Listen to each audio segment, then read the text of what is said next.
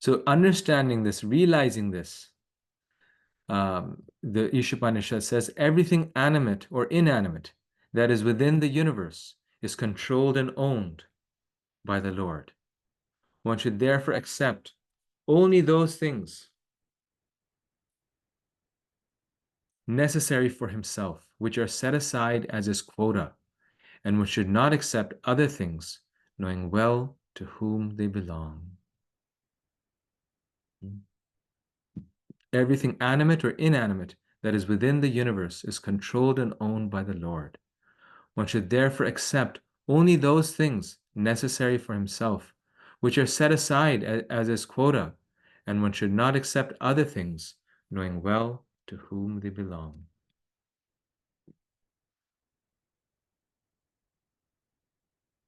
Mantra 1 reveals our practice of accepting only our quota and engaging in the Lord's service.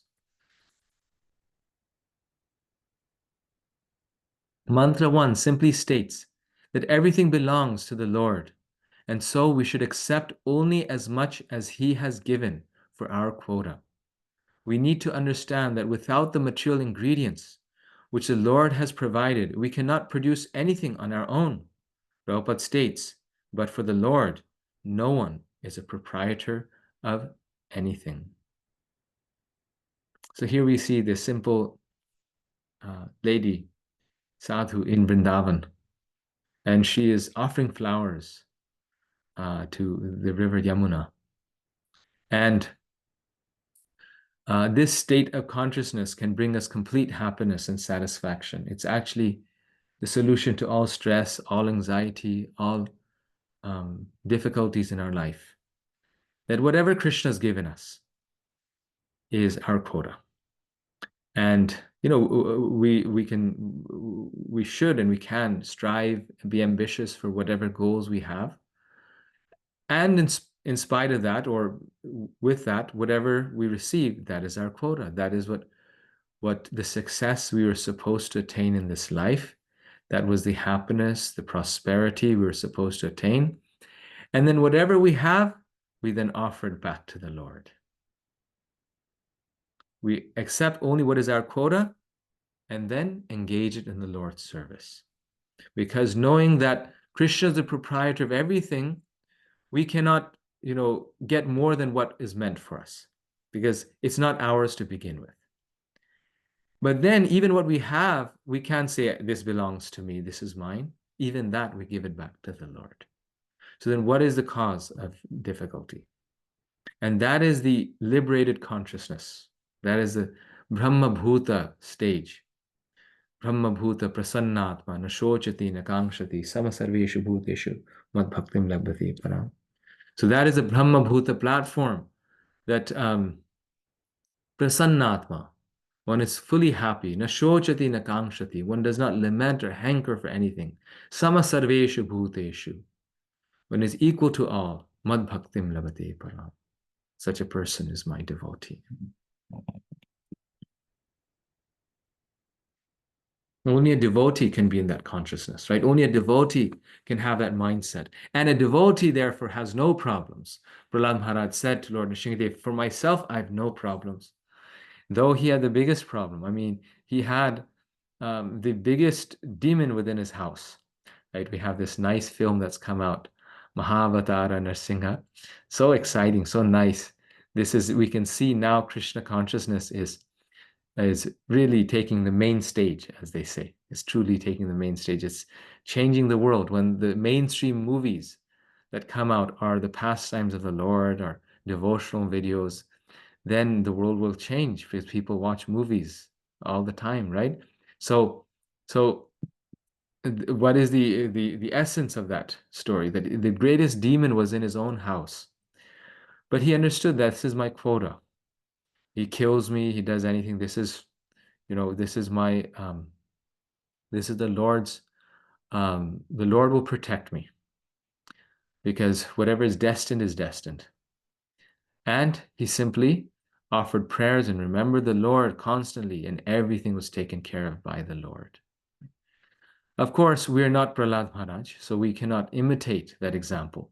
But what that example is doing is showing the highest standard. that no one can complain that, well, Krishna and the devotees really don't understand. My situation is worse because they truly don't understand. No, he was living with the greatest demon who was actively trying to kill him, destroy him in every way possible. And yet, because he was in the Ishavasya consciousness, Prabhupada calls this in the purport the Ishavasya consciousness. Therefore, he was untouched mentally, emotionally, physically, in every way. So we cannot perform on that level because we're not so advanced, but we can be in that consciousness in our own small battles. Maybe it may be infamy, that our honor, our reputation is being destroyed. It may be our service that's being taken away. It may be our family members that are speaking badly of us. In those states, we can remember, in those situations, we can remember the Ishavasya consciousness, that the Lord is providing the situation, the Lord is arranging this situation. Whatever the arrangement may be, that is not in my control. That is somehow or the other the situation I was born in. Just yesterday, I was listening to a TED talk where it says that no one chose, even the non-devotee, he was saying, no one chooses who their parents are. Right? It's not like you say, this is my mom, this is my dad, this is where I'll start. It's going to be in New York City, this avenue, and this is the parents I'm going to have. No, we're born with a set of parents and in a family situation that is beyond our control. So that is our quota. We could have been born in the Rockefeller family or the Ford family or the, Musk family, hopefully not there, but in all these different families. And we could have been born with wealth in our hand, but we were not born with that quota. But someone else was born with that quota. So what is our quota? We accept it. And what is not our quota? We don't covet for it. But even what is our quota, we'll be satisfied. So see, I'm just accepting of it. But if we don't give it back to Krishna, then we are a thief. So this lady here, she has nothing. She's living a very simple life. But even the flowers that she has, that she's purchased or gotten from somewhere, she's giving it back to the Lord. Fully content and satisfied. No envy, no jealousy in the heart, and full happiness. Just yesterday in the Gita, we were reading such, every part of the Gita is so nice. We think, oh, chapter 18 is nice, or chapter 9, but chapter 6, with Prabhupada's, the pure devotee's explanation, it's so nice. Prabhupada was saying how, Krishna is saying how, again and again, he says that a devotee is situated in transcendental happiness. By virtue of being established in the self, they are fully awake, and they're fully full with transcendental happiness, right? And they're unshaken even amidst the greatest difficulty. You know that verse, right? Yeah. Unshaken even amongst the greatest difficulty. How is that possible? Because Prabhupada says, at every moment, they're seeing the Lord within their heart.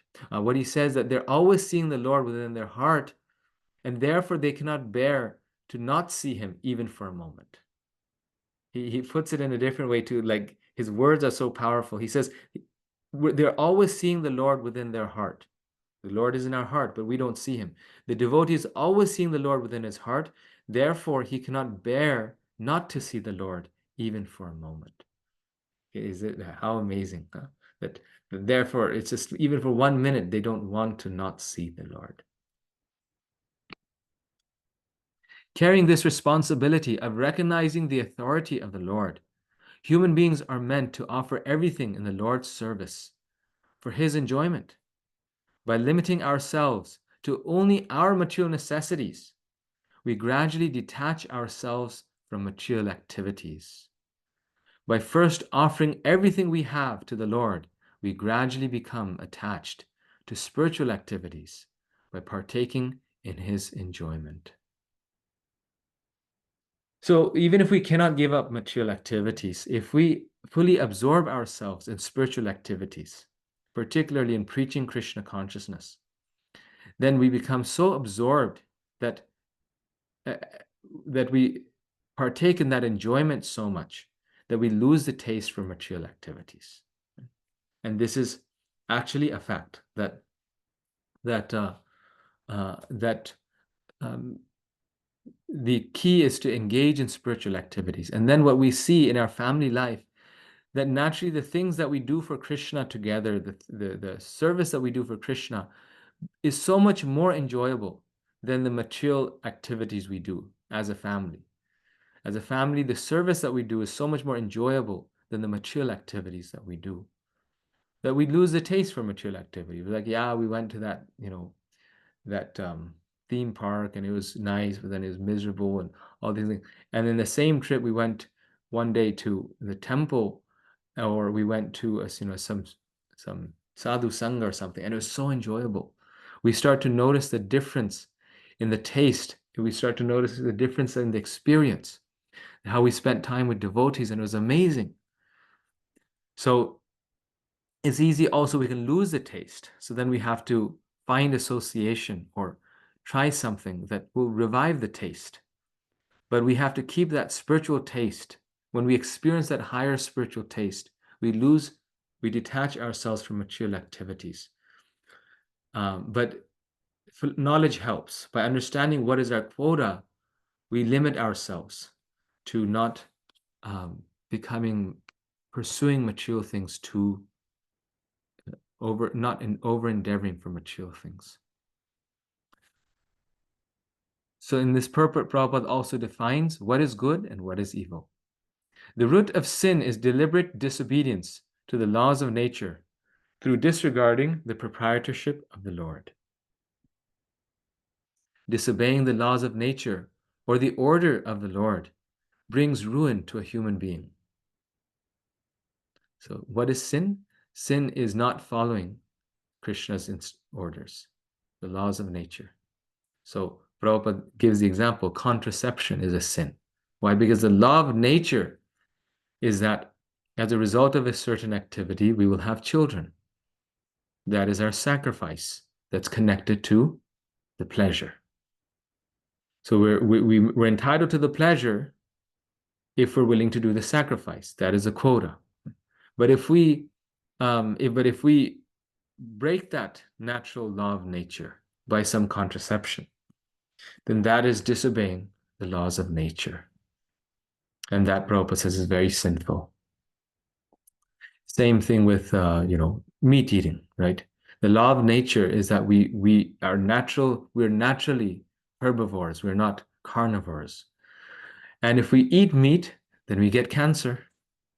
So when we break the laws of nature, that is sin, and that brings the result. That brings the reaction. Conversely, one who is sober, who knows the laws of nature, and who is not influenced by unnecessary attachment or aversion, is sure to be recognized by the Lord, and thus become eligible to go back to Godhead, back to the eternal home.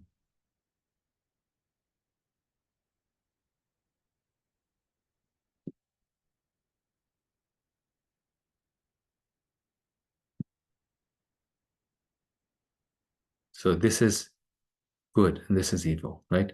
When we are not averse to the laws of nature, when we're not too attached or averse to anything. So aversion is another form of attachment. And that's why when we are too averse, which means angry, then that is also one of the things that entangle us. So that becomes part of the mood of proprietorship. But when we're not unnecessarily attached to anything, then we become eligible to return back home, back to Godhead. That is the good. That's the end of text 1. Let's go on to text 2. We have 18 texts in Isopanisad, more than the Nectar of Instruction. So we actually need to cover more each time. Yes, Yashoda Vatsala Prabhu. Hare Krishna Prabhuji, thank you so much. How to identify our quota? Yes, that's always the biggest question. Last time, even before we read the text, people were asking, how do we identify our quota? So that's why actually we did Nectar of Instruction first. In Nectar of Instruction, there's that verse. Anyone remember that verse? You want to recite it? About over endeavor? Atyahara. Yes. Atyahara prayasascha prajalpo niyamagaha janasangascha lolyam cha Shabir Bhakti Vinyashati. Yes, thank you so much. So over endeavor, atyahara prayashasya, overeating, over endeavor, prayashasya, intense endeavor, atyahara prayashasya, prajalpa, talking too much, niyamagraha, not following the rules and regulations. And then another meaning is just to do it for the sake of, but one is not following the rules and regulations. That's another form of more than our quota. We have rules and regulations. One wife, right? Lord Ram was Ekapatni Vrata. So that is our quota. Everyone is entitled to a spouse, but not many wives. That is only for, in previous times, for the kings, for those who, had the means. And who were doing it for political purpose, for expansion of the kingdom. There was more women than men, just in terms of statistics, in terms of population. So someone had to marry more than one wife. So they did that. But for us, our quota, right? One spouse, one like this. So these are the rules and regulations. Atyahara priyashasya prajalpa niyamagraha janasangasya lolyamcha janasangasya, associating the worldly minded people who are greedy, that's worldly minded people who are just after material things. Janasangasya lolyamcha, again greed, right? So quota is when we are not driven by these things, then we can easily understand our quota, right? There's no one answer to it, because Ambarish Prabhu's quota is very different than ours. But in order for him to get his quota, he doesn't have to do atyahara, prayashas, prajalpa, because he's born in the Ford family. But we would have to do that. So one way of defining quota is whatever materially comes easily, right, without too much headache. And this, I came one time to my realization in my life that if something is like, it may not even be for money or our job, but even just solving a material problem, if it's too much of a headache, then it's not worth getting into. Solving a conflict, solving a problem, it's like, if we're just going to burn our time in that so that we have no time left for Krishna consciousness, our bhakti gets disturbed, not worth dealing with it that much, because it's beyond our quota. Right? It's beyond our circle of influence. It's beyond our, karmic, quota. So we let it go. So quota means, materially speaking, whatever we get without much difficulty. And then that quota, whatever we get without much difficulty, we engage in Krishna service. So if we're very lucky, we win the lottery, though we don't play it, but we win the lottery somehow without much difficulty, then that's our quota. But then we have to remember, even that quota, we engage it in Krishna service. So that's how I understand quota. Hari Bol. Yes. Thank you so much. Thank you, Prabhu. Any other thoughts on this? This is actually the main Got question. it, Prabhuji. It was straightforward. Thank you. Thank you. Thank you. Actually, this is a very difficult. People, again, they ask quota. And actually, this verse of Nectar of Instruction perfectly clarifies it. You see how the books help us together. That there's really no other answer, no other way to know other than what Rupa Goswami has said. Another way is, Vacho Vegam, Manasakrodha Vegam, the first one. That if we control the Vegas, then also, when they're controlled, then what we need to live, that is our quota. Right? To keep body and soul together, Prabhupada says. For a devotee, that he feels is his quota. Like in the Gita, Krishna says, one who is regulated in his habits of eating, sleeping, right? So and recreation, right? So one who doesn't eat too much or eats too little, he says, cannot be a yogi. One who eats too much or too little cannot be a yogi. One who sleeps too much or too little cannot be a yogi. And then one who does too much recreation or too little recreation, they cannot be a yogi. Very interesting also, that even all these things we need in balance. And then Baladev Vidyabhushan, in his commentary on that verse of too much recreation or too little recreation, interesting what he writes. He says what this means is that one should having the right amount of recreation means that one should go for morning walks. I don't know if he says the word morning, but one should go for walking. Walking is an okay recreation. So then we have to figure out what is the middle ground. And for Baladev Vidyabhushan, it was like recreation means you go for a walk. And that is okay. Like Prabhupada, he would chant and he would walk, japa walk. We may think too much recreation, too little recreation means like, not more than 1 hour of tennis. We play tennis. But for Baladev Vidyabhushan, that's like way too much. It's like, well, that's total Maya. What this means is you can walk, no problem. You don't have to, sit and chant in your room all the time. You can go out and walk sometimes. So our quota also changes on the level of our advancement, right? So for Baladev Vidyabhushan, for him, it was just like, similarly, Rupa Goswami, Sanatan Jiva Goswami, for them, their quota was a few drops of buttermilk. That's what they needed to keep body and soul together. I need more to keep my body and soul together. Actually, a lot more. As people know me, I have a big appetite for prasadam. So that is there. But if I eat too much, then at night it's hard to sleep. If I eat too much, then next day morning program is messed up. So, but still the quota is okay. I have to limit, keep an eye on it, right? Keep an eye on my eating. Yes.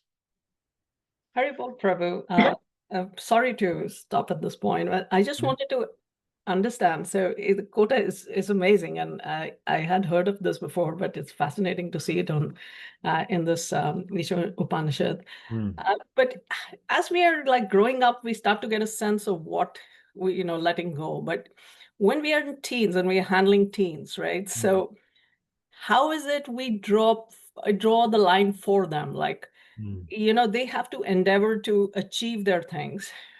Final exams, they have to stay up nights or whatever, right? Sometimes. And it's a point becomes is how do we help them endeavor for their goals, but at the same time, not make them lazy, assuming that this is a quota, right?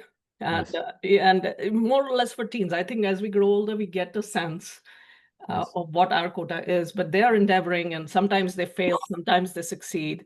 But I know there's definition of quota happening in that process, but still, how do we, get that balance? Would love to hear your thoughts. Yes, Mataji.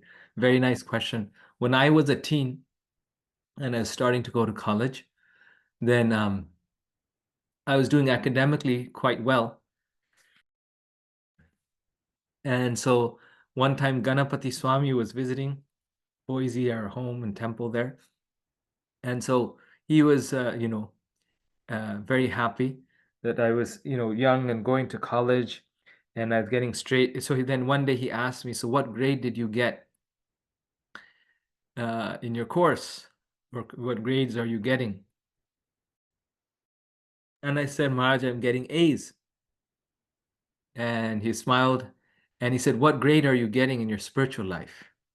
In your morning program, particularly, he asked. And, because the temple was right attached to her home, people could see, who all is coming. He was there every morning and I wasn't there. I was studying for exams and all these things. And then he said, you're getting an A in your material studies, but you're getting a D in your spiritual life, right? So the balance is not there. It's very nice you're getting A's there, but why is your spiritual life a D or an F, right? So increase your spiritual life grade as well. So there has to be a balance in everything. They have to be ambitious. We have to worry about their academic achievement. But oftentimes our problem is that not just the kids, but mainly the parents, that they are wanting very wonderful material success for their children, but they're content if their children are mediocre devotees, right? It's kind of like almost like food. It's okay, let them just levitate right now, and then later on they'll become nice devotees. But right now it's okay if they're mediocre devotees. They're not. It's the parents I see. They're not passionate about making they're kids devotees. I was just recently at a program, and this was mainly all adults and everything. And there's one kind of teenager there like this, and the teenager is actually inspired spiritually. And so I was encouraging her that you can start chanting one round every day, one round, just one every day. And then her mother's like, oh, but she has her exams and she's studying so well and she'll do it. It's just her daughter was into it, but the mother was just like, oh, she has her exams. And she started speaking in favor of her, how it's not important to do this. It's just not so important. So really it starts with because the children, even when they're teenagers, and even externally it doesn't seem like that, but in the back of their mind, their parents' aspiration and what is it called? Not evaluation, but their parents' um, the word is slipping my mind, but their affirmation is something they look for. And so if they feel that their parents really want them to do something, really feel from their heart that their parents will be happy if they engage in spiritual life and they really care about it, they're drawn to it. They're drawn to at least a little more. Of course, sometimes the parents are really into it and the kids are just not into it. What to do? Then we can try new and novel ways, like arrange something very exciting for them. I knew one devotee family, very amazing. Like the father is right now at GBC, and their son and daughter were just totally not into Krishna consciousness. So much so that they started, just like hanging out with kids that were really not good. Like they were starting like these black jeans with all these, the metal stuff and all these things. And then he just like, what to do? So one summer he just takes them to Mayapur. And Mayapur, it's a fun place. There's Ganges, all these things. And somehow convinced them to do Bhakti Shastri there. The true story. To do Bhakti Shastri in Mayapur. And he left. They stayed back. They did the Mayapur Bhakti Shastri.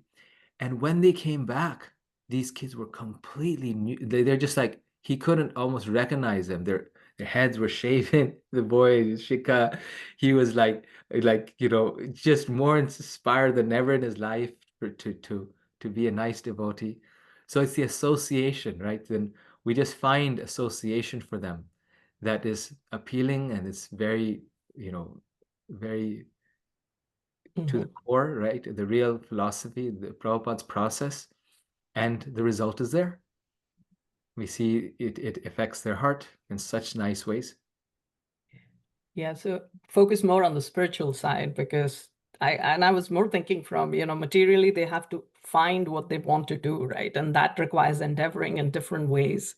But I think what you're saying is grow them spiritually, and that balance will come on its own, because I guess that does make sense, because then they learn to listen to their heart also, what they want to do. Yes. Okay. Yes. Yeah. No, thank you, Prabhu, for that. Thank you very much. Yeah. This is Yes. No, and if their experience of Krishna consciousness is positive, yeah. so like this family, they found a way that it could be acceptable, or positive. Then of course, but it took some prodding. It wasn't also, they in the beginning didn't want to go, but somehow he took them there. And then some magic happened. Some wonderful association took place. So but yes, that's the key, from their heart. The association is given, and then from their heart they find something that really attaches them to Krishna. Yeah. And that helps them, I guess, balance their material side as well, because then life comes into priorities, more or less. As we grow older, we have learned that. So yes, that Well, makes if we have the spiritual, then the material will flourish. yes, But if exactly. the spiritual is not there, then even the material doesn't happen. Very true. Very true. Isn't it? And the devotee children especially are so smart. The material will happen. We don't even have to try for it. They're so smart. They pick it up. The only part we actually have to try for is the spiritual part. If that happens, everything else happens. Very true. Thank you, Prabhuji. This very much helps. Hare Krishna. Thank you. All right, Deepti great. Mataji. Thank you. Thank you very much. Thank you. Hare Krishna, Dandavat Pranam Prabhuji. Just wanted to share something that I heard in one of the classes of my Shiksha Guru regarding the quota. What she said is, as Grihastas, how do we have a guideline for ourselves to measure this quota? So she mentioned that we should be looking at 4 points. One, our health, family, work, and sadhana. At any given point, there should be a perfect balance between these 4 aspects in our life. There may be phases where we are spending more time on family due to some commitments or work due to some commitments, but that should be a short period of time. And then we should quickly reassess and make sure that all these 4 factors are going uh, in a balance in our life. So that will help us understand that if we are endeavoring for more than what is our quota or not. Of course, spiritually we must always endeavor to do as much as possible, but as Grihastas, these are the 4 points that we need to keep a check on. So I thought I'll just share that. Very nice. Thank you. Yes, health. Prabhupada says health always comes first because even to serve Krishna, we need to have good health. Health, family, family we need for our mental stability, our duty, our dharma, our Krishna consciousness. They're so important. Work we need to sustain the family, to sustain ourselves, and then sadhana. And the sadhana is the sort of the basis of everything. And maybe we could even add one more to this, and that is our seva, right? Sometimes our seva is also there. We have to balance it. We have preaching seva or seva in the temple or seva. So seva is also many of the grihastas early days were serving Prabhupada in so many different ways. So yeah, all of these things, when we have them in balance, then we can really that is our quota. Figure out what our quota is. Thank you. Very nice. Rupa Mataji. Krishna Prabhu, it was very nice to hear your voice, and all the time as I hear your class is so nice and learning process. I just want to do the piggyback on the kids and the parents and how to introduce our spiritual life in the material world. Like you said about the material world will come automatically what matter happens in your life. Even now the young kids, they're smarter than us. So so the young kids is actually I'm actually working at childcare, which is early childhood education. So I have done before. I was a teacher, now I'm a director over there. So what is the young kids when they're so little? Whatever you feed on their brain, they adapt from the little from that age. But sweet way, nice way, and playing with them and teaching them in a fun way.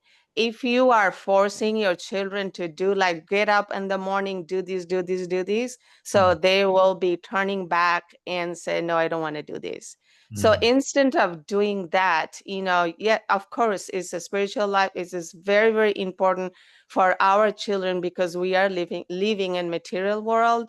So we do have to give them, but not forcing them. So, and also the parents, like you had mentioned, the mother was stopping the child to do the japa, So yes, sometime, I still see at the temple when I ask to do some seva. So when the parents are saying something, the kids are adapting that.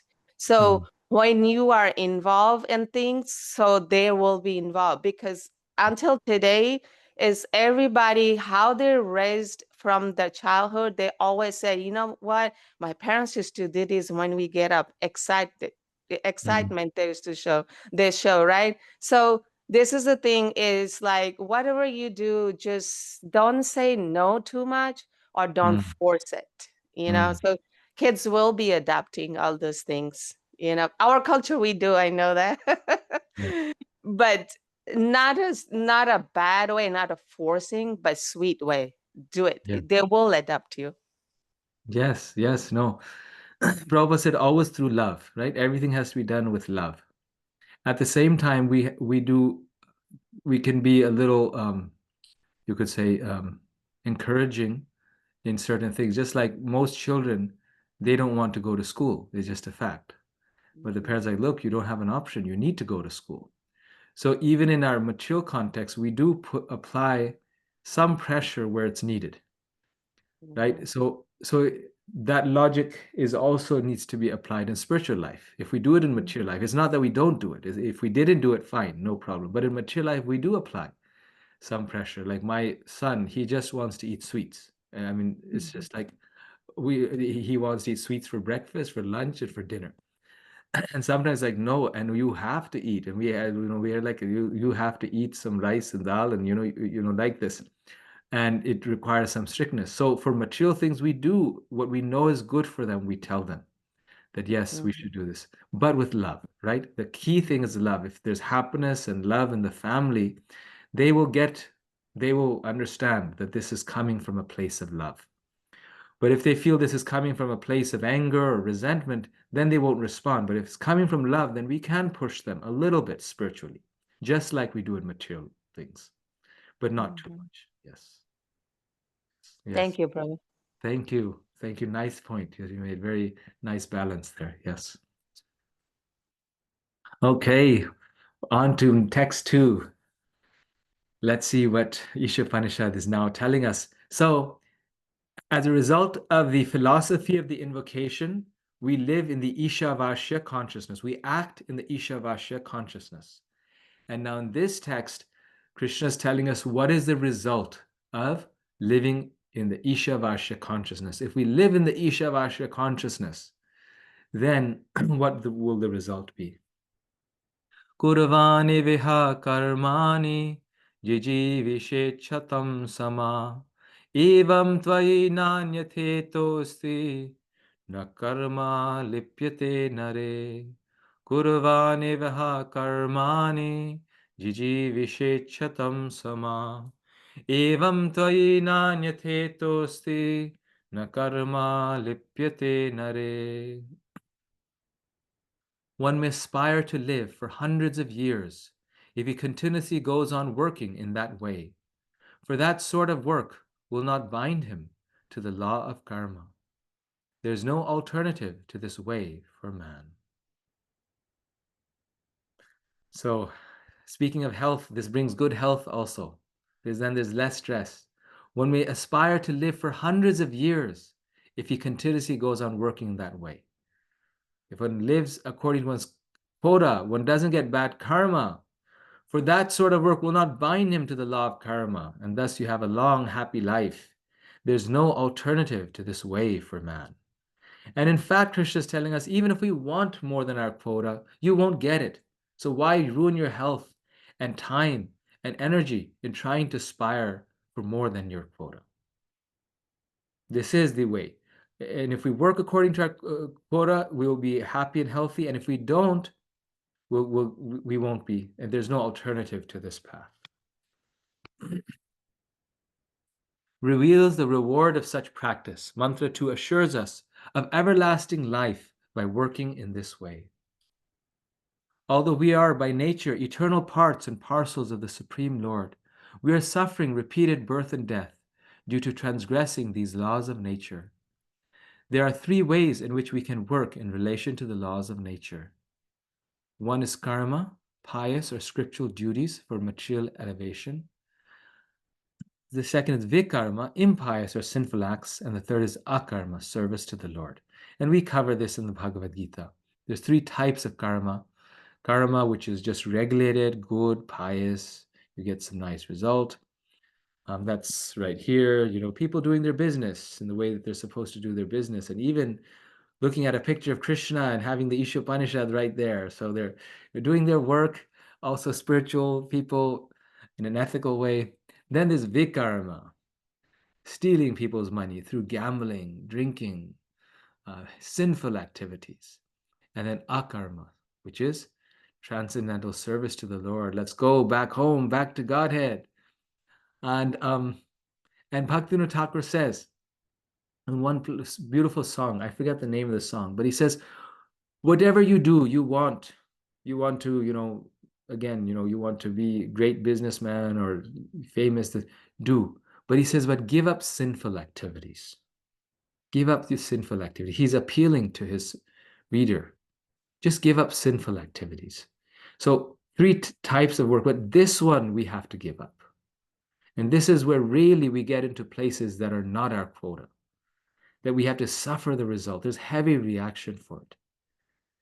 And if we do this one, there'll still be a reaction. It's still entangling, burdensome. We'll get frustrated with it. But the nice thing is that we'll get frustrated with it and then we'll get out because we're doing it according to the scriptures. And this one will feel the transcendental bliss. But this one here, that we need to give up at all cost. And we see actually that the causes of our suffering, even in our family, are due to sinful activities. Right? Prabhupada says this, if the husband and wife follow the rules and regulations, they'll have happy family life. And you'll notice the moment that they don't follow it, there'll be conflict in the family. So this is very important. That is our part. Our part is we have to give up sinful activities. Then Krishna will do the rest. But we have to give up sinful life. We at least have to have the courage that we and no one in our family is performing sinful activities. That's why Prabhupada's 4 regulated principles, it goes back to this principle of the quota. That's all it is. The 4 regulated principles are meant to keep us in that karma or akarma stage. By controlling our will materially, we have full freedom to exercise our will spiritually. Right? This is what a nice image. By controlling our material will, our will materially, we have full freedom to exercise our will spiritually. That's why in the Gita it says regulated principles of freedom. Karma, we can do and offer the results to Krishna. Akarma is done simply to please Krishna. That's like Harinam. This is like karma. Okay, we have a desire for family, but we're offering everything to Krishna. And vikarma, and this can also be akarma. This is also, it depends on our consciousness. And vikarma must be avoided.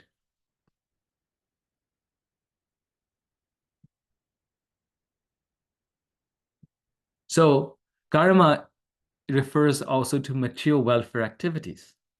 So are material welfare activities completely useless? Prabhupada has a big discussion on this in the purport. There's no harm in becoming a family man or an altruist, a socialist, a communist, a nationalist, or a humanitarian, provided that one executes his activities in relation with Ishavasya, the God-centered conception. Right? So we can do material welfare activities and all those things, but keep Krishna in the center. That is the message of the Gita. Not the highest message, but it is a theme of the Gita, that we offer the results of our activities to Krishna. See, why is sinful activity a problem? Because sinful activities, we cannot offer the result to Krishna, right? You cannot offer meat to Krishna.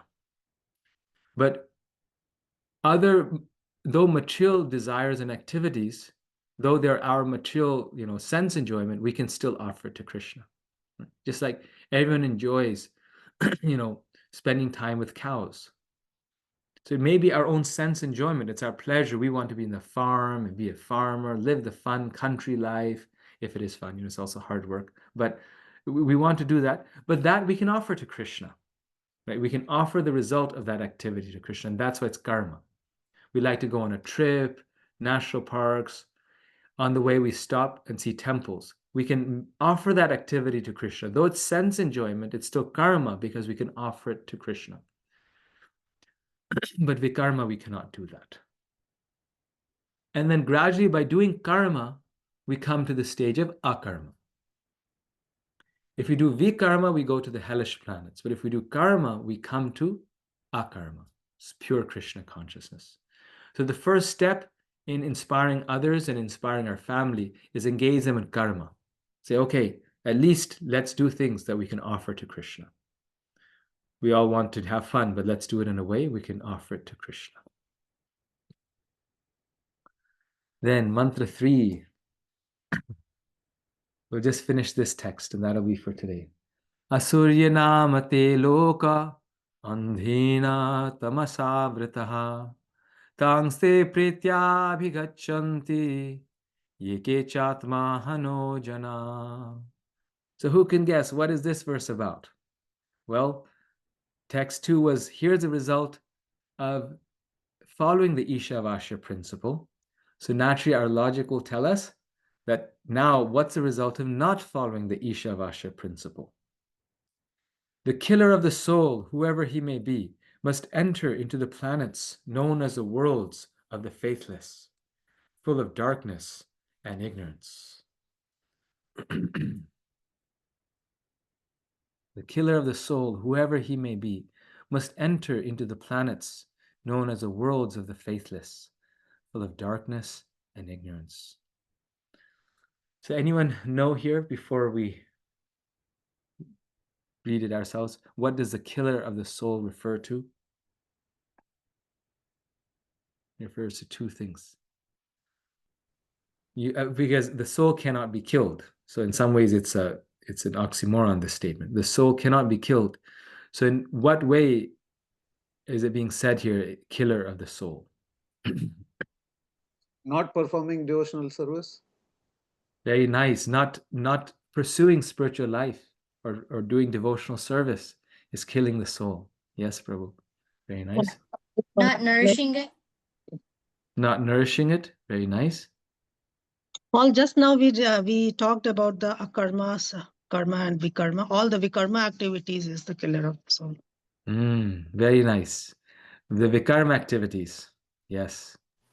Or And- disobeying the laws of the nature, like we talked about earlier. Disobeying Krishna's laws. Disobedience, which is the definition of sin. Very interesting. In the Christian tradition, it's also the definition of sin. Disobedience to the Lord.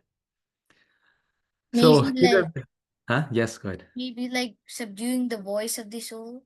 Subduing the voice of the soul. So yeah, when we don't chant, right, that's killing the soul, because there's no food for the soul. There's no sound for the soul. Very nice. So all of these things are 100% meaning the killer of the soul. Hare Krishna, Prabhu. Yes. Sorry to interrupt. Yes. But I think the killer of the soul is mainly ignorance. Like in Bhagavad Gita 2.19, it says, who don't feed the soul, that's the ignorance and that's the killer of the soul.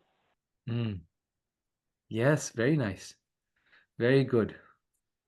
What was the verse again you mentioned? And you don't have to give this, but what was it about, you said? 2.19? Yes. And what is it about? Ya enambati hantaram. I don't know the exact thing, but I'll tell you.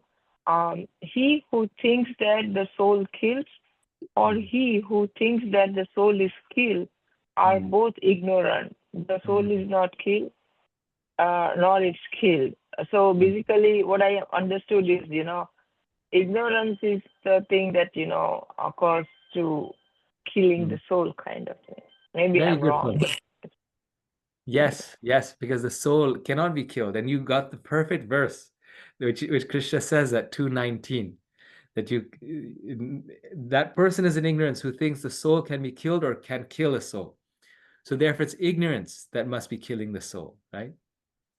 So Prabhupada in the purport specifically mentions two things, or in a lecture on the purport, I can't remember which one is it, but he mentions two things in particular. All of these are true, correct answers that you gave, but two things in particular that refer to the killer of the soul.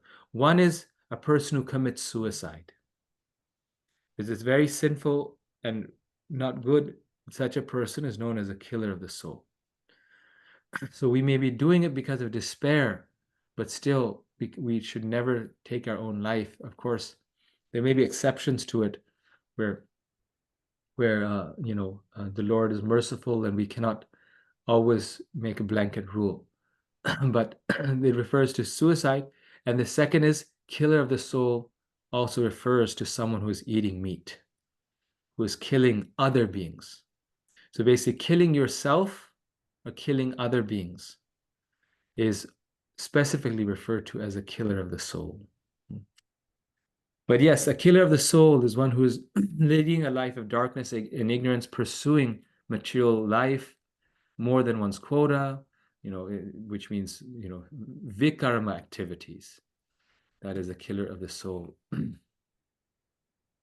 Reveals the negative result of negligence of such practice, right? We may become a lion in our next life. Mantra 3 warns us that those who neglect these activities of the soul will enter into the worlds full of darkness and ignorance. This human body, which is attained after many lifetimes in such lower worlds and species of life, carries the responsibility of attaining self-realization by engaging in the service of the Lord. So we have a great responsibility in this life. It's not that if we're not a devotee, it's the norm, and if we're a devotee, then we're doing Krishna a very big favor. No, it is our responsibility. Otherwise, we've wasted this human life. And in our next life, due to wasting it, the reaction will be we'll slide down to the lower species of life, which are characterized by darkness and ignorance. Right? We see their whole life is ignorance. So much suffering. Sometimes they're in the zoo and you see the whole life is darkness and ignorance. We don't want to go there. We have to get out. That's the number one priority in life. Get out of this material world. One who neglects these human responsibilities of spiritual life is known as a killer of the soul. One who neglects these human responsibilities of spiritual life is known as a killer of the soul and must again enter into such lower births and perpetually suffer in this temporary material world. And in what sense is perpetual there? The sense that is there is that if we go down, it's 8,400,000 species of life. It'll take forever to get back to the human form of life. So that's why Prabhupada requested, please don't waste this human life. And furthermore, if we waste the human life, there's such a big result. But if we come in contact with this movement and with the correct knowledge, and then still we waste it, then it's said for many kalpas we may not get the chance again. Because then the reaction is far more, it's even more. Right? So that is then even a greater traversity. So we should never waste this life. We should understand the importance of it. Now, this is number one priority. Nothing else is important for anyone else more than this. And sometimes people will therefore then look at us and say, this person is so fanatical. They're not balanced. They're one-sided. But let them say that. Right? Prabodhananda Saraswati Thakur says, let them say that. Let them say that you're a fanatic. Let them say that you are one-sided and not balanced. But we know the truth, that this is such a rare opportunity. And who knows how long this life is, right? Now in Kali Yuga, everything is on the edge. We may die at every moment. Oh, you are not responsible, this responsibility, that responsibility. If we die in 2 years, what responsibility will we fulfill? So our only responsibility is to make this human life a success by going back home, back to Godhead. All other responsibilities are secondary. And that is what the Isopanisad is waking us up to. That don't slide down to this material, perpetual cycle of material life. Suras and asuras, those who are cognizant of these responsibilities and who work in that spirit are called suras, godly persons. And those who are neglectful of these responsibilities or who have no information of them are called asuras or demons.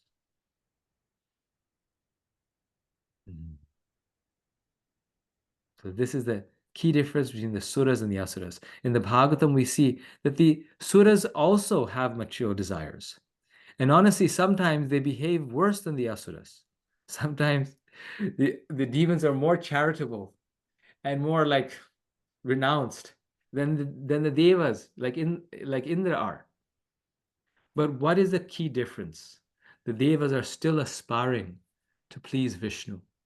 They're aspiring to they're cognizant of the responsibilities of attaining the Lord, whereas the asuras are averse to Krishna.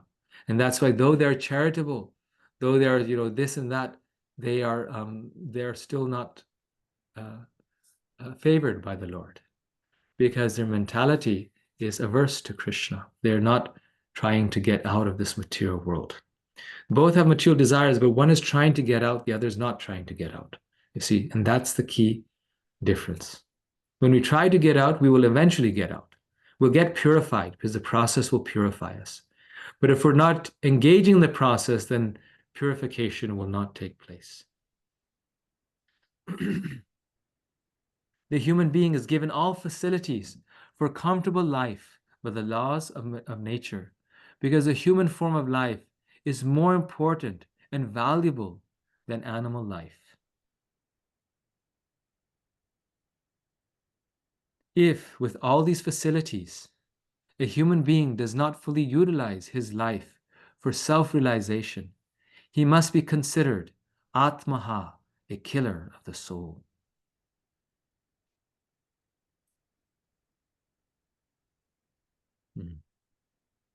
So here's the definition of the killer of the soul. And many of you exactly pointed to this.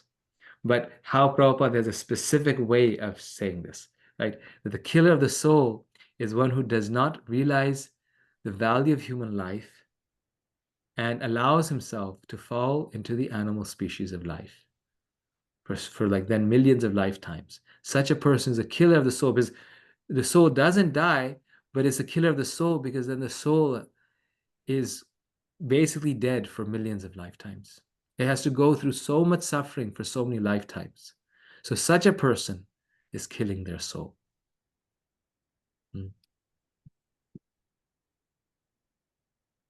Okay, so this is one section of the Isopanisad which we completed today.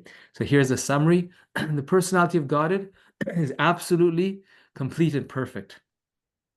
Everything and everyone is coming from him, yet he remains a complete whole, and therefore everything is controlled and owned by him. One who understands this truth will only take what they need and use everything in Krishna's service, knowing everything belongs to Krishna.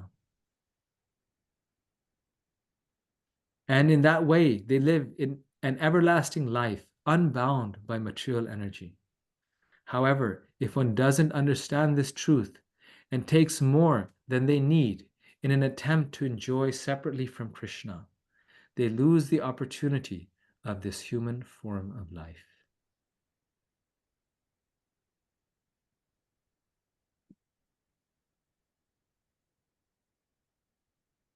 So here is the complete summary, which I think all of you got very well. And here it is. This is a rhyme written by Urmila Mataji.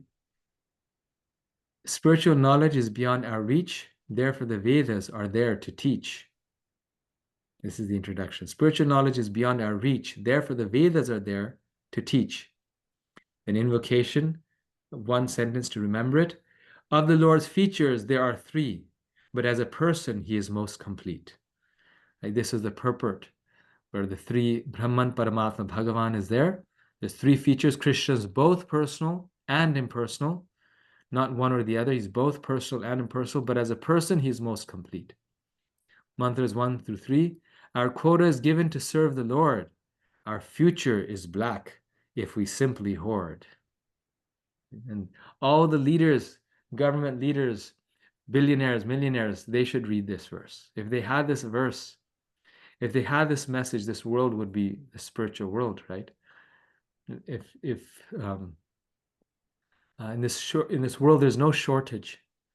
Gandhi said, "There's no in this world there's enough for every person's need, but there's not enough for a single person's greed. There's not enough even for one man's greed."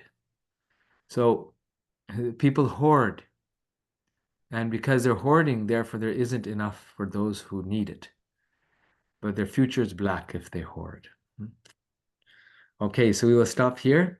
We have a few minutes for comments, questions, many of which we've already discussed, but anything else?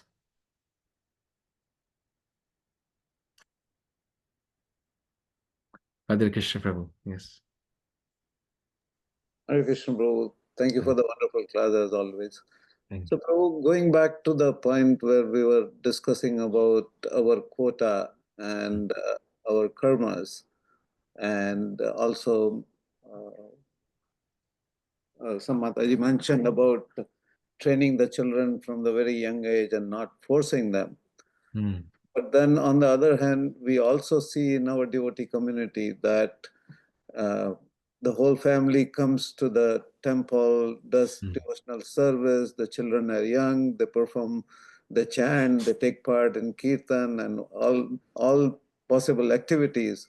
Mm. As they begin to grow up and go to school, go to university, Mm. and then you see that those children, many of them, they just stop coming to the temple. They detach themselves from spiritual activities Mm. for several possible reasons. Mm. So how do we look at that? Does that mean that their quota of spiritual life ends? Mm. Or are the parents to be blamed that they didn't train them well? Because we see that the parents encourage them. Not all the parents are forcing down spiritual Yes. activities. Yes. So that question always remains: that who's at fault? Yes. Right? Are the parents at fault? Are the children at fault? Is the system at fault? Mm. Or is it that their karmas have ended for performing devotional service? Mm. Because the parents will never expect that their children leave the devotional, activities or the association. Yes, yes, Prabhu. But Yes. for some reason, either it's peer pressure, so Yes. it's a as we say, it's a double-edged sword. So how Yes. do we look at that? Yes, Prabhu. That's the like philosophy has perennial questions. Our ISKCON perennial question is this one, right? This is the ISKCON perennial question. So there's two things, right? In any person or those things, the two things are, one is nature and the other is nurture, right? Nature and nurture. And that both of them play into any person's progress. Like, forget youth, even adults, right? Someone is, let's say, coming to Bhakti Vriksha. One aspect is how well the Bhakti Vriksha leader or the guide, whoever it is nurturing those people. And they nurture very nicely. And among those 30 people, some 10 progress nicely, others don't, with the same nourishment. Why? Because the nourishment is there, the nurture is there, but then the second factor is the nature, which is the individual person and how responsive they are. So there's a full recognition that some of this is completely up to Krishna because of the nature aspect, right? We find, there's, and it's an extreme example. We have Hiranyakashipu and Hiranyaksh being born in the family of great sages. Kashyap Muni is such a great sage, but he can't do anything because their nature is as demons, and even the best association won't change them, right? So that nature and nurture is something that is in Krishna's hands, the nature part. But the nurture part is in our hands, and Prabhupada says, Krishna consciousness is a science, and practically we see that it's a science. So yes, like you're saying, mentioning the family is coming to the temple on Sunday, the family is chanting and dancing on Sunday and doing service on Sunday, but then the rest of the week, 8 to 10 hours a day, where is their association? Who are they associating with? They're associating with non-devotees. So yes, they have the spiritual association, but the majority of the association in their day, in their week, is non-devotees and not good association. So then why are we surprised if they're not becoming devotees, right? I mean, we're thinking we're doing a lot, but the question is, even in ourselves, we think, I'm doing so much service, I should become a pure devotee tomorrow. But then we realize, oh, I'm doing a lot, but I'm still not doing enough. Right? I actually have to become more serious, more serious, more serious. The same thing is with our children and the youth, that yes, we're doing a lot, but if we actually calculate, all day they're at places that are encouraging and endorsing eating meat, doing illicit sex, gambling, and intoxication. Right? 10 hours a day. And then when they come home, we tell them, don't do these 4 things. Don't eat meat. Then they go back to school. We tell them for 5 minutes. Then they go back to school, and for 10 hours, they're being bombarded with these things. And then in some devotee homes, they're also watching TV. So they come home, and then for another 2 hours at TV, they're being bombarded with these things, or the internet, or whatever they're surfing. And then we're surprised, why aren't they becoming devotees? But if we're serious about making them devotees, we need to change their association. There's no secret to it. It's an open process. We have to change the association, or we have to really focus that association, like really give them powerful association. Just like they say, right? No one can argue with success. So we see how Vaisheshika Maharaj is very successful. Many of the youth he's preaching to, they're going to high school, they're going to school, but somehow he's able to get them chant 16 rounds. They're initiated. They're also super inspired. They do festivals. They're happy and prosperous children. So he's doing it. And how is he doing it? Because he really he gives them, weekly this lectures, and then their community is so strong, and they have such close friendships with devotees. He makes networks of very close friendships of good, practicing devotees with, and his secret is, he says, hearing and chanting. He increases the hearing and chanting. In those friendships, it's not just they have friendships, but in those friendships, they are regularly reading Prabhupada's books, studying them, memorizing verses, and he manages to do it in a fun way, so they get inspired to do it, and he has a success. But whatever process works for us, we can make it work. But the key is association. You see, like they've made a out of school a network of very close devotee friendships that are hearing and chanting, so they're able to overcome the high school one. But if we're not able to, then maybe the solution is, that's why, not to put a plug in for it, but homeschooling, or or devotee schools, or gurukuls. Why Prabhupada said it's so, gurukul was one of his main things in his 7 purposes of ISKCON. One of them is gurukul. If the process was perfect and coming to Sunday was enough, then why Prabhupada wanted gurukuls? He wanted Gurukul because he knew that, he called high schools slaughterhouses. He said this colleges, high schools are slaughterhouses. So he wanted to have these Gurukuls so they can come and have that association and also get their education. And ultimately, Prabhupada is our authority in this movement. So he felt the need, right? He established Vrindavan Gurukul, Mayapur Gurukul. He established Dallas Gurukul. Now, unfortunately, we didn't maintain them so nicely for some time. There are problems in those schools, but now they're coming back, and the children coming out of like these Gurukuls are so outstanding. They have such amazing, devotional qualities. And all children, I think, ultimately they come around. They one day Krishna will, they're all amazing. But to your question, to your point, the association is the key. Thank you, Prabhu. Thank you, Prabhu. Thank you. And not just the quality, but the quantity also, like how much they're associating, right? Qualities there, sometimes they get such high quality association, but they get it and then they forget. So quantity also matters. How much time are they spending with devotees in relation to non-devotees? Vijay Nrsinga Prabhu? Hare Krishna Prabhu, thank you for this class. Just wanted to mention that, just how you said both nature and nurture is important.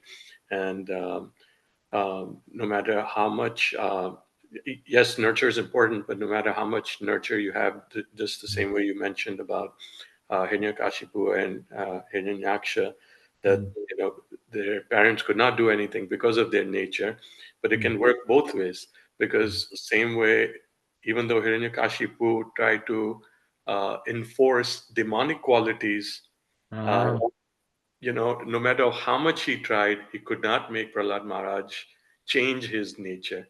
So it can work both ways. So even though we give that nurture, if your nature is such, sometimes we see that no matter what we do, it's not going to change. And sometimes you do a little bit and you suddenly see, the children blossoming. It's because of their nature. So it can work both ways.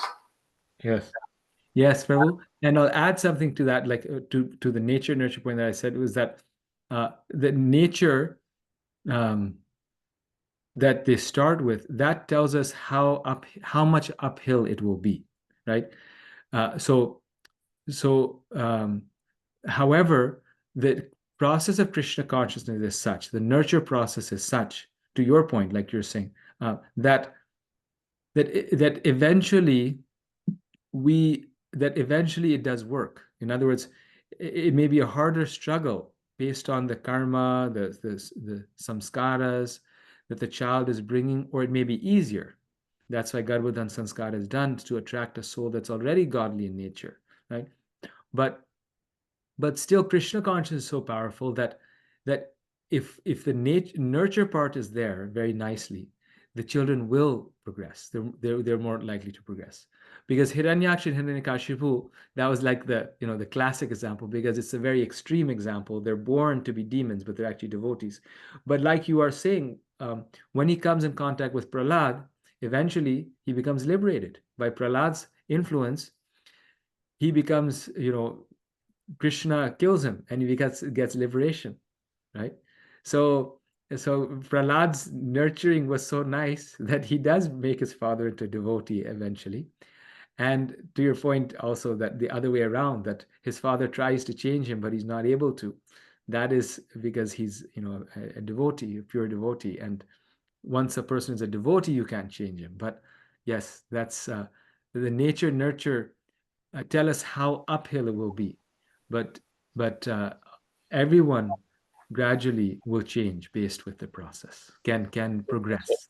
Yeah, also having said that, it could also be that it was the nurturing of Narad Muni before Prahlad was born that, Yes. put that in him, that no matter how much influence he got from externally, did not change him. So there comes the nurture again. Yes, wonderful point. He got the nurturing from Narad Muni. Very true. Yes. Okay, so I actually have a hard stop at 8:30 today, unfortunately. So maybe Haripriya will just have you give the summary, and the next time we'll have more discussion. So Haripriya, please go ahead. Today we have a reading group also, so it's starting at 8:30, and I have to read it, so that's why. Yeah. Yes. Haripriya, you're on mute.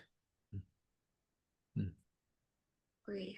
So when we saw that everything belongs to the Lord, we should only get as much as we have, not too less, not too much, not too little. If one has something extra or one extra, we should offer it to the Lord. If we do not do so, we are a thief. So evil means not following Krishna's order. Example is meat eating, and good means one who is sober and listens to Krishna's order. Example is not eating meat.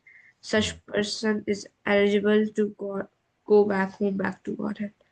How to identify quota? If we try too much for something, that is that is not our quota. We should not try too much for something. So there are three ways by which we can work in relation to the modes of nature: karma, vikarma, and akarma. So karma means pious acts. They should be offered to Krishna, and vikarma means impious acts or sinful acts, which we should give up, and akarma means service to Krishna, to please Krishna.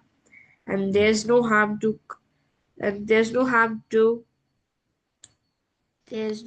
come anything as long as we do it in relation to Krishna.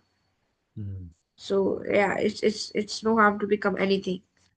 It could become anything. And my last thing, that the killer of the soul means to commit suicide or eating meat, because committing suicide means to like harm one's own body, and eating meat means to harm the animal body and other people's body. So one who neglects his responsibilities of spiritual life is also known as the killer of the soul, or Atma. Thank you. Hare Krishna. Thank you. Very nice. Nice summary. Thank you so much. And it was a wonderful discussion. Thank you all for your comments and wonderful points. Very deep points, very essential ones. And we'll keep going forward. I put the study guide and the homework on the group. I'm sorry I didn't do it before. Somehow I just slipped forgetting to do it, but it's all there. I put more than what you need, just so you have it in advance. But this time it's the you'll see the first two homeworks that you need to do. So thank you. Thank Hare you, Krishna. Hare Krishna. Thank you very much, Prabhuji. Hare Krishna. Thank you. Thank Hare you. Krishna. Hare Krishna. Jai Prabhuji. Thank you, Hare Prabhuji. Krishna. Thank you, Prabhuji. Hare Krishna, Prabhu. Thank you. Vaishnav Vrinda ki jai. Thank you, Prabhuji. Amen. Thank you.